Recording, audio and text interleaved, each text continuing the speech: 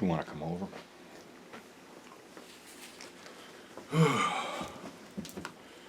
Well, this is the one video I never wanted to make, but I knew I'd have to make it eventually.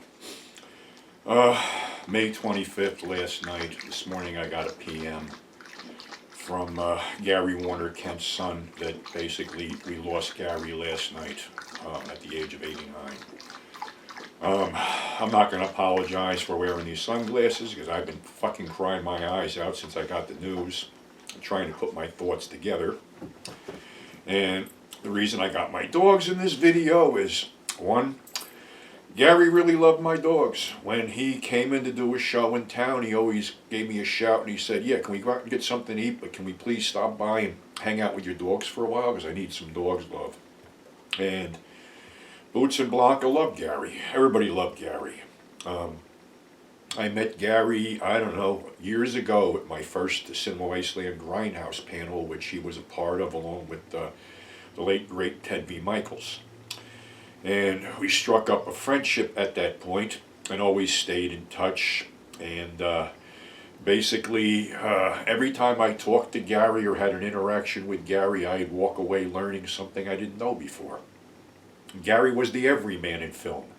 Stuntman, actor, writer, director, producer, and above all, author, because he wrote a great book, Shadows and Light, Revolutionary Filmmaking in Hollywood, which basically covered the whole independent film era and is probably one of the greatest books I've ever read on that era.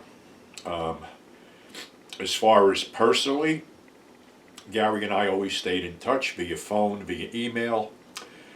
He was a guest many times on my old radio show on Jackalope Radio with Todd Sheets, 42nd Street Pete's Grindhouse.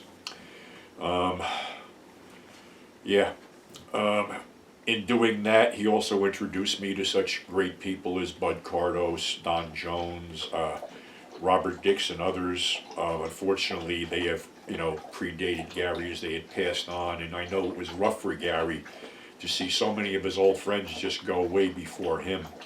But Gary was always upbeat.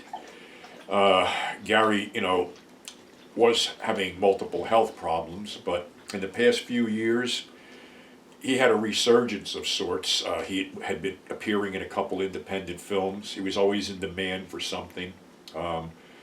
Stuntman Hall of Famer. Again, this hurts because Gary was like a mentor to me and like a brother to me, an older brother.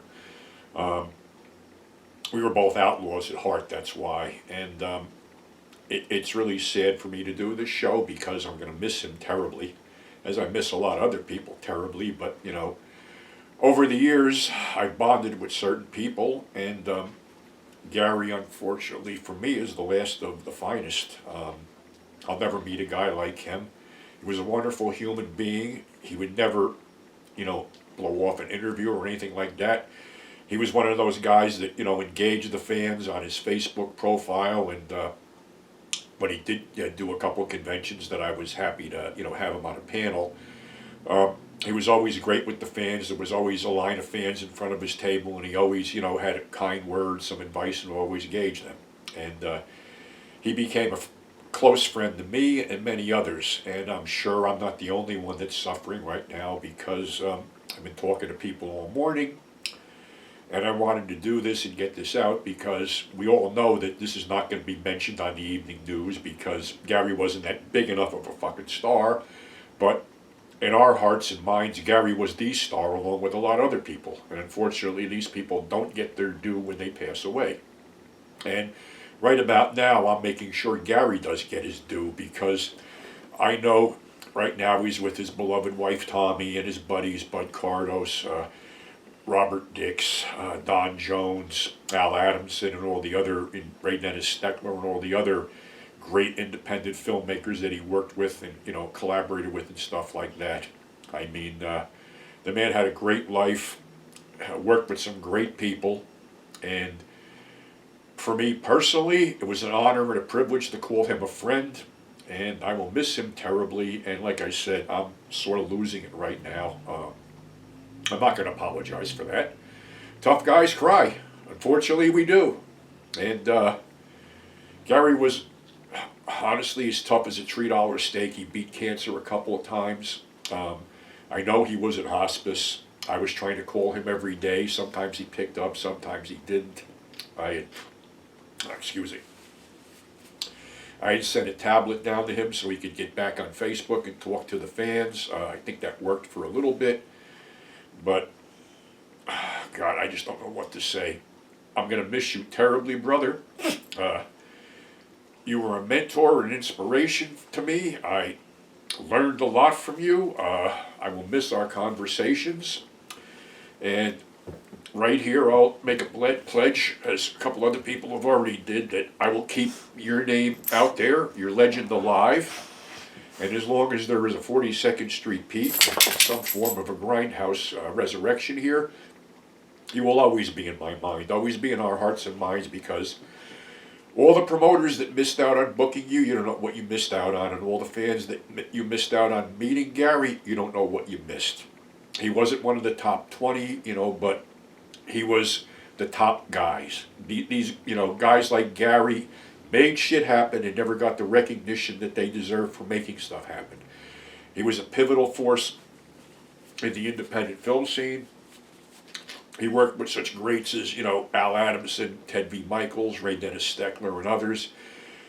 Stunt work, Stuntman Hall of Fame, and I don't know what else to say at this point because I'm sort of losing it.